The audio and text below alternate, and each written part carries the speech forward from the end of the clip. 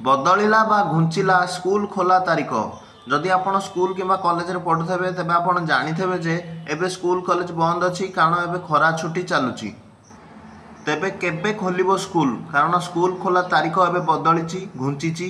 तेबे केबे खोलिबो स्कूल जानिबा पई वीडियोटी को शेष पर्यंत देखंतु। मु ई वीडियो रे आपनको जणाई देबी।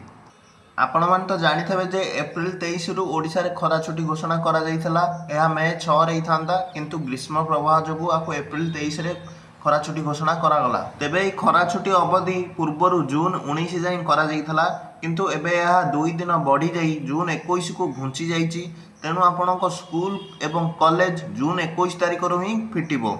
तो खरा छुट्टी अवधि 2 दिन बढ़ी जाइची। वर्तमान यह जून 19 जगह जून 21 को घुंची जाइची। तेणु आपणको स्कूल और कॉलेज जून 21 तारिख रु ही खोलिबाको जाउची। तेणु वीडियोटी भल लागिले चैनल को लाइक सब्सक्राइब टे कर दियंतु आगो को एही परी अधिक वीडियो देखिबा पई।